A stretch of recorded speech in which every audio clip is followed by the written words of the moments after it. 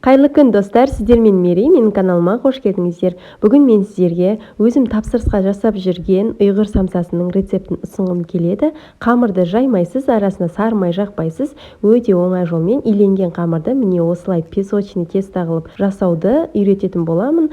Видеоның соңына дейін қараңыз. Алдымен ыдысқа 500 грамм ұнды електен өткізіп аламыз. Оның үстінен мұздашықта тұрған сары майды алып, осылай қолымызбен немесе үккіштің көмегімен майдалап, қамырға араластырып, міне осылай крошка жасап аламыз.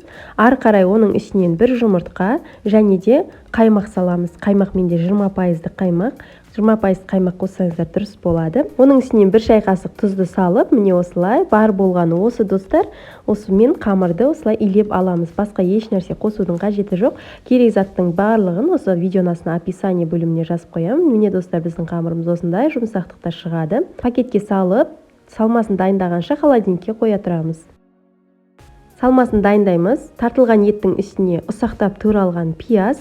Пияз мен көп мөлшерде қосамын, өйткені дәмді болып шығады. Сіздер де солай жасап көріңіздер. Пиязымызды міндетті түрде ұсақтап турап алыңыздар, қамырымызды жыртып жібермес үшін. Дәміне қарай тұз, бұрыш, зіра саламыз. Зіра салмай жасасаңыздар да болады. Менде тартылған еттің құрамында май болғандықтан мен құйрық май қоспадым. Біздің салмамыз дайын. Қамырымызды алып 37-38 граммнан бөліп аламыз. Немесе таразы болмаса көз мөлшерімен бөлсеңіздер болады. Осы қамырдан 30 дана самса шығуы қажет. Егер осы қамырды дөңгелетіп жайып арасына сары май жағатын болсаңыздар, ол кезде біздің қамырымыз песочный және де сәл ғана қатпарлы болып шығады. Егер песочный қамыр ұнайды десеңіздер, міне осы қамырдан жасай берсеңіздер болады. Міне осылай таразының көмегімен бөліп алдым. Бөліп алған қамырларымды майлықпен жауып, міне бір бөлігін осылай жаюға ыңғайлы етіп дөңгелектеп аламыз. Кішкене ғана ұн сеуіп, оқтаудың көмегімен қамырымызды жайып шығамыз. Достар, міндетті түрде жасап көріңіздер, өте оңай жасалынады. Мен бұл рецептпен тапсырысқа да жасаймын. Осы видеоны мұқият қараңыздар. Мен айтқан бойынша жасасаңыздар, сіздерге де песочный өте дәмді болып шығады. Арасына салмасын салып, сіздерге түйу жолын көрсетейін.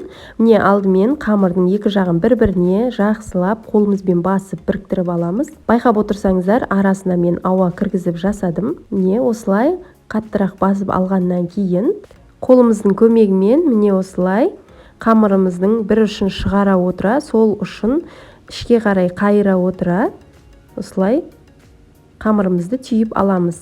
Егер бұл қолдарыңыздан келмейтін болса, қарапайым үш бұрышты етіп жасасаңыздар болады. Міне достар, біздің самсамызға мұқият қарасаңыздар, томпайып ісіп тұрған сияқты болып тұр.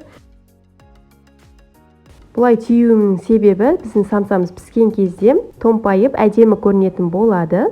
Барлық түйіп алған самсамызды табаға пергамент қағазын қойып, самсаның арасын осылай ашып қоясыздар, өйткені піскен кезде бір-біріне жабысып қалады. Бетіне жұмыртқаның сары уызын жағып, әсемдік ретінде күнжітті ақ пен қарасын араластырып салсаңыздар да болады. Міне осылай мен жасағандай 180 градус қызып тұрған пеште 25 минутта пісіріп аламыз. Міне достар, біздің самсаларымыз осылай әдемі болып пісіп шықты.